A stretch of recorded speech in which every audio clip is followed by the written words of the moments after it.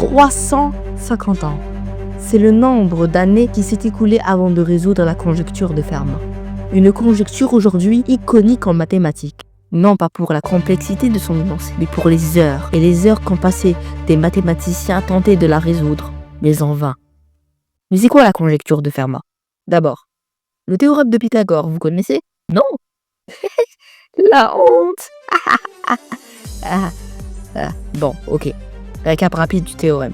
Sans trop rentrer dans les détails, le théorème de Pythagore dit que dans un triangle rectangle, si on prend les deux côtés qui forment l'angle droit, qu'on les met chacun au carré, qu'on les additionne, ça donne exactement le carré du grand côté, l'hypoténuse. Par exemple, 3 carrés plus 4 carrés égale 5 carrés. La formule s'écrit a carré plus b carré égale c carré. C'est simple, joli, et on peut même le vérifier en dessinant de vrais carrés sur les côtés d'un triangle. Ok, ça c'était pour le théorème de Pythagore. Mais si on reprenait la même formule, mais au lieu d'utiliser des puissances de 2, on utilisait des puissances de 3, ou de 4, ou de 5, ou de n'importe quel autre nombre supérieur à 2, est-ce que l'égalité serait toujours juste? Mais là, vous allez me dire, mais ça sert à quoi changer la puissance 2 en puissance 3, ou 4, ou 5, etc. Je sais pas. Peut-être que c'est l'énoncé de l'énigme la plus iconique des mathématiques qui est restée pendant plus de 300 ans insoluble et qu'au XXe siècle, un certain mathématicien nommé Andrew Wise aurait trouvé la solution à cette conjecture vieille de 350 ans, peut-être? Bon. Reprenons nos esprits. Pierre de Fermat, un juriste passionné de mathématiques au XVIIe siècle, est celui qui s'est amusé à aller plus loin. Il a tenté de savoir si pour n supérieur à 2, c'est-à-dire tous les nombres entiers positifs allant de 3 jusqu'à l'infini, l'égalité a puissance n plus b puissance n égale c puissance n est juste. Selon lui, pour tout n supérieur à 2, l'égalité serait fausse.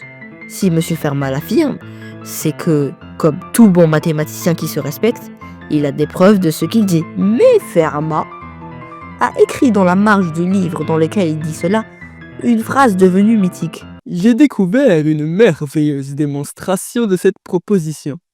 Mais la marge est trop étroite pour la contenir. C'est dommage. C'est vraiment dommage que la marge soit beaucoup trop étroite pour contenir la fameuse merveilleuse démonstration.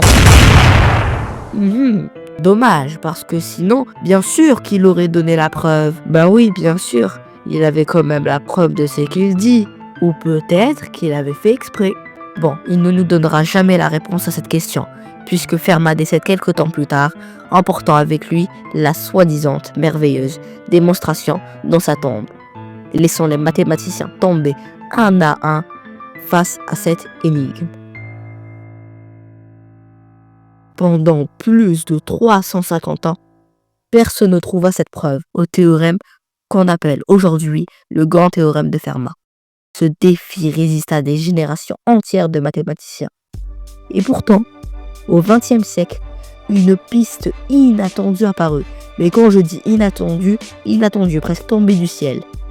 L'équation de Fermat pouvait être reliée à un autre univers, celui des courbes elliptiques et des courbes modulaires. Attends 2 secondes, mais c'est quoi des courbes elliptiques et des formes modulaires? Pour savoir ce que c'est ces deux objets mathématiques aux noms très compliqués, il nous faut déjà savoir ce qu'est une fonction.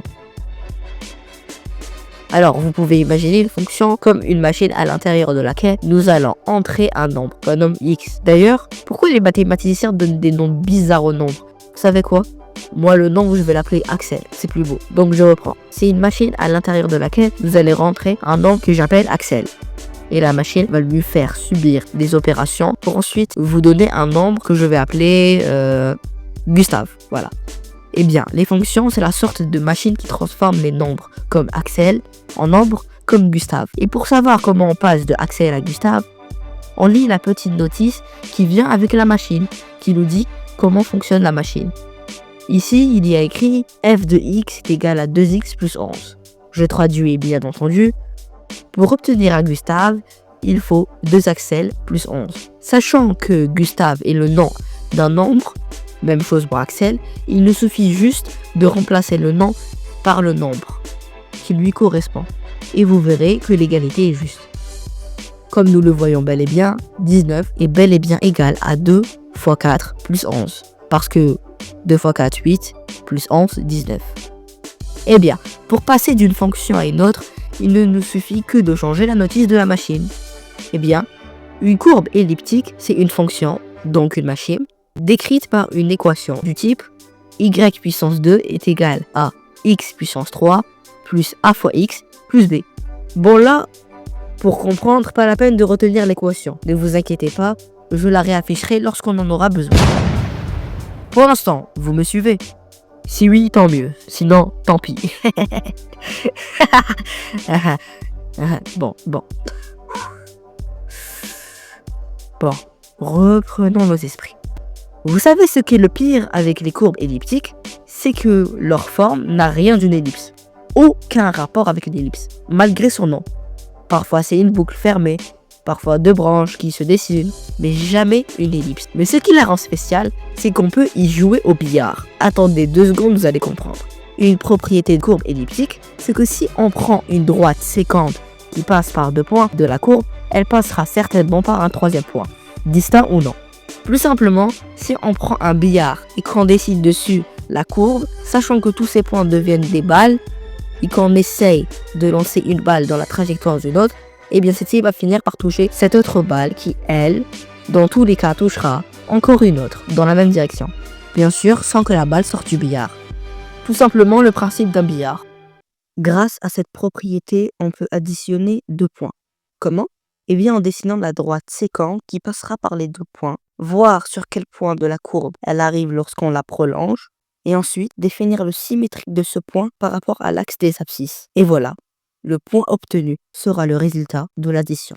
L'autre objet qui entre en jeu est les formes modulaires. Une forme modulaire est un mot compliqué qui désigne un type de fonction aux symétries parfaites. On peut les comparer à une mosaïque infinie, presque hypnotique.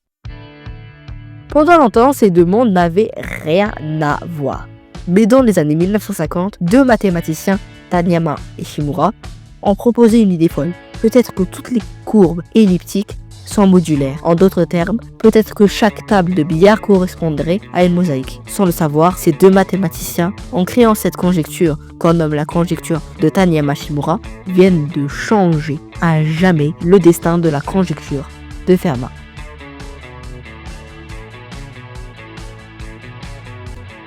Dans les années 1980, Gérard Frey eut une intuition brillante. Regarde, ça c'est la forme de l'équation d'une courbe elliptique, le billard. Et ça c'est l'égalité du grand théorème de Fermat. Ne vois-tu pas quelque chose? Non. La honte. Aïe aïe aïe. Bon, ça doit être la 3e fois que je me mets à rigoler comme ça tout seul. Bon. Ressaisissons-nous.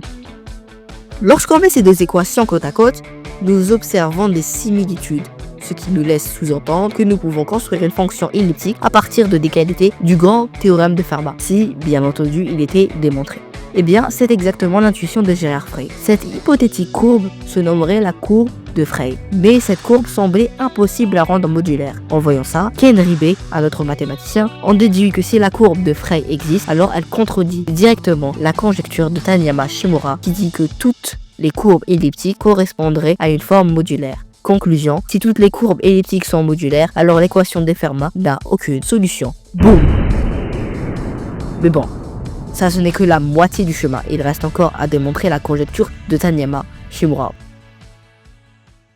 Et c'est là qu'entre en scène Andrew Wise. Dans les années 1980, il décide en secret de relever le défi. Andrew Wise, c'est un mec qui depuis qu'il est tout petit rêve de résoudre la conjecture de Fermat. Et lorsqu'il a découvert qu'il y avait une relation entre la conjecture de Taniyama-Shimura et la conjecture de Fermat, il s'est jeté sur l'occasion et a décidé volontairement de s'enfermer dans son bureau pendant 7 ans pour résoudre la conjecture de Fermat.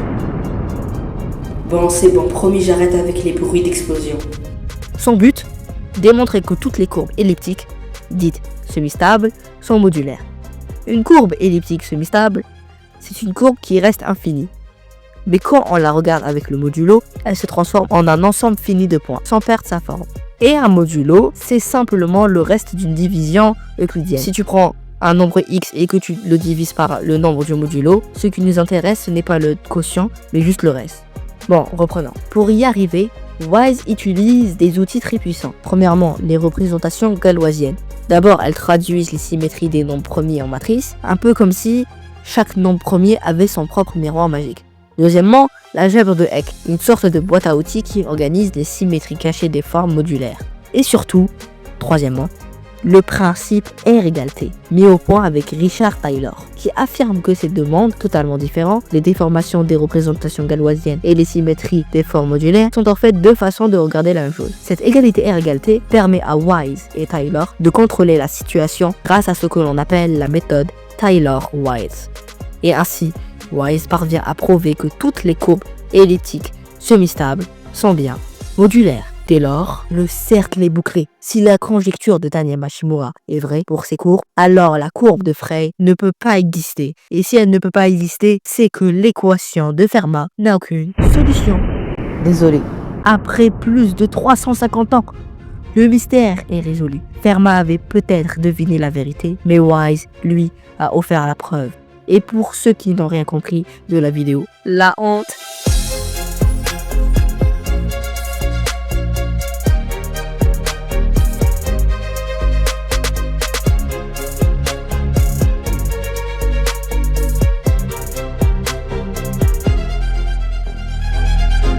C'était Maths Quantique.